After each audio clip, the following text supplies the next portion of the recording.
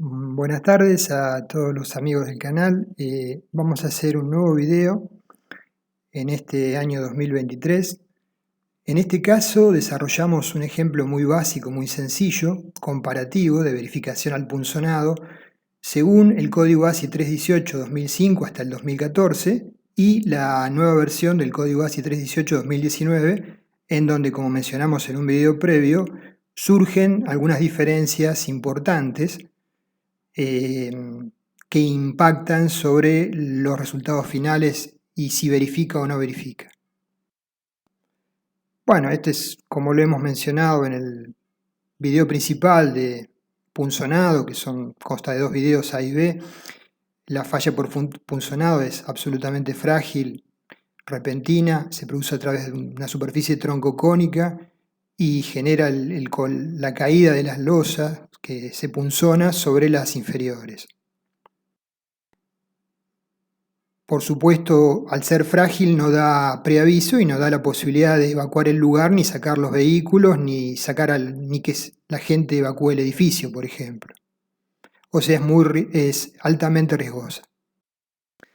La zona de influencia para determinar las cargas de punzonado, a modo de ejemplo, para una columna interna, se ve abajo, es la semidistancia entre columnas a ambos lados, la superficie rayada.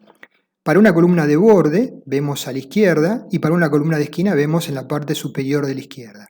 De esa forma podemos obtener en forma simplificada la carga que se va a transmitir desde la losa hacia la columna a través de la superficie de punzonado. Hablamos con detalle y bastante del tema de cómo determinar el perímetro crítico de punzonado. La superficie real es troncocónica, es espacial, es difícil de determinar, entonces los códigos terminan arribando a un perímetro con una superficie normal al eje de la losa a una cierta distancia de la cara de columna, que no es en absoluto la sección real de falla, pero sí se corresponde con una sección que da resultados equivalentes con los ensayos. Entonces, el criterio del código ASI es establecer ese perímetro crítico a una distancia de la cara de la columna. Entonces, lo marcado en rayado simple, a D sobre 2 de la cara de la columna, sería la superficie que generaría el punzonado de la losa respecto de la columna. En el caso de tener ábacos, ensanchamientos, engrosamientos en contacto de la losa con la columna, se genera la necesidad de verificar, como hemos mencionado, dos perímetros críticos, el 1 y el 2. ¿sí? El 2 en la sección donde la losa pierde espesor y el 1 en donde la sección tiene mayor espesor en la zona del ábaco. Esta zona del ábaco va a ser motivo de un comentario sobre el final del video. Las dimensiones mínimas de los ábacos, ya las mencionamos, es mayor o igual que la luz sobre 6, la longitud o la que resulte necesaria de cálculo, y el espesor mínimo del ábaco es mayor que 1,25 de la altura H genérica de la losa. Esta es una losa con ábacos, estéticamente quizás no es lo mejor, pero desde el punto de vista de incrementar la resistencia del punzonado sin colocar armadura de punzonado, es una opción válida. Respecto del enfoque del código ASI 318-2005, es el que vimos oportunamente, BC es el corte que toma el hormigón por sí solo. Hay tres ecuaciones, en las cuales en la tercera es la determinante para B0 es el perímetro crítico de la altura útil, alfa tiene que ver con la ubicación de la columna, ¿sí? D es la altura útil, como dijimos, y B0 el perímetro crítico. Beta es un coeficiente que tiene relación con el lado mayor y el lado menor de la columna.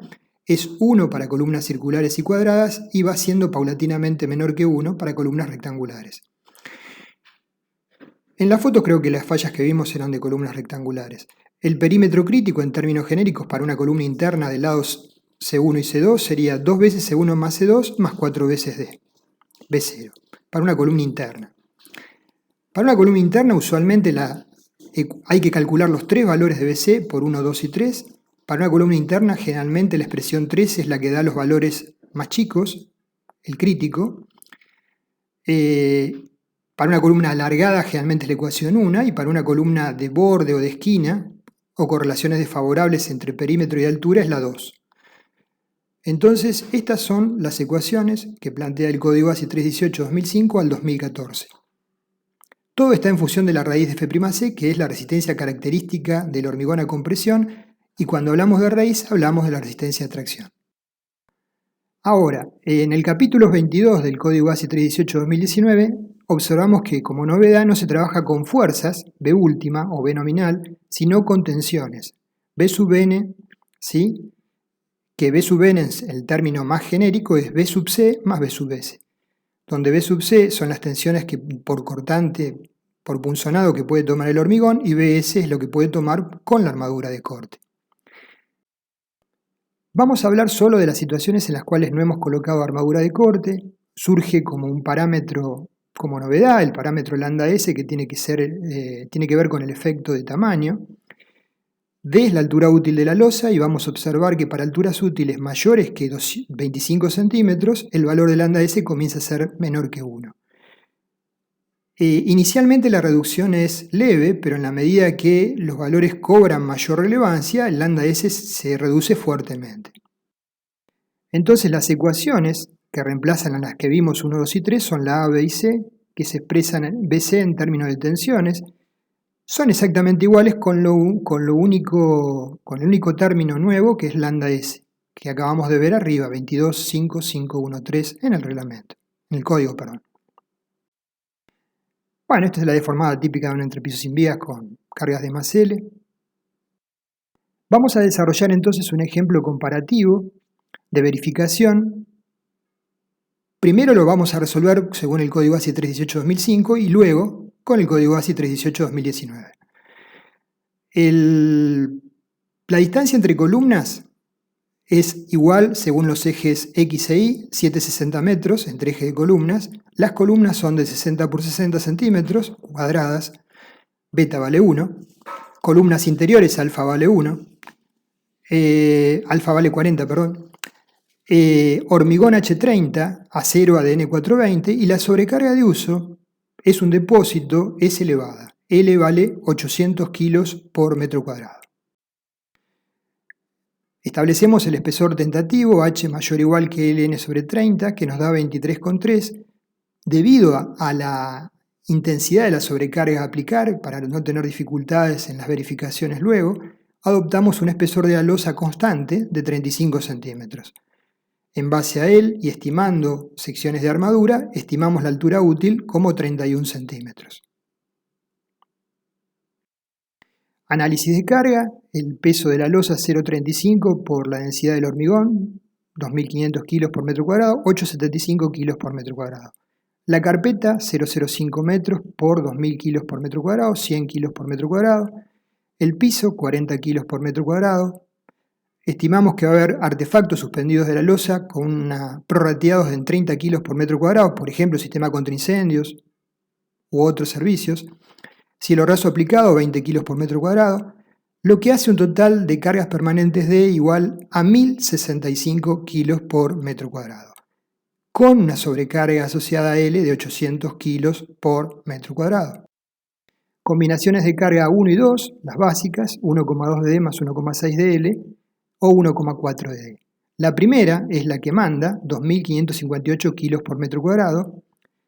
Por lo tanto, B último, si ignoramos el conito blanco que está sobre la columna, que lo tendríamos que descontar, la diferencia es de menos de 1.800 kilos, o sea que es despreciable. B último es Q último por L1 por L2. 2.558 por 760 por 760. Nos da 1.477,5 kN. Y B nominal requerido es B último sobre Φ, 0,75, es 1.970 kN. Recordemos el valor de B último, 1.477,5 kN. Vamos a verificar según el ASI 318-2005, sobre la base de que la columna es cuadrada, ¿sí? D es 31 centímetros, beta es 1, alfa es 40, el perímetro crítico es 3.640 milímetros. La ecuación que manda es la 3, ¿sí? Lo pueden hacer ustedes a mano, la 1 y la 2 van a verificar esto, que es BC es igual a raíz de F'C por B0 perímetro crítico por D, la altura útil sobre 3, nos da 2060,16 kN. Multiplicado por el factor de reducción 0,75 nos da 1545,1 kN, que es mayor que 1477,5. Por lo tanto, según el enfoque del Código ASI 318-2005, lo que hemos planteado verifica. El entrepiso sin viga se puede ejecutar de esta forma sin requerimientos de incorporar armadura de corte. Hagámoslo ahora según el Código ASI 318-2019. Lo único que cambia es el factor de forma. La ecuación que vale la 3, la menor, para una losa de altura útil mayor a 25, sabemos que el lambda es menor a 1. Para D igual a 31, si reemplazan en la ecuación vista, lambda es 0,945. Multiplicado por el valor de BC anterior nos da que BC es 1946,8 kN, Φ por BC es 1460 kN, que ahora ya no es mayor que B último, sino es levemente menor, que es 1477,5 B último. Por lo tanto, según el enfoque del Código ASI 318-2019, no verifica.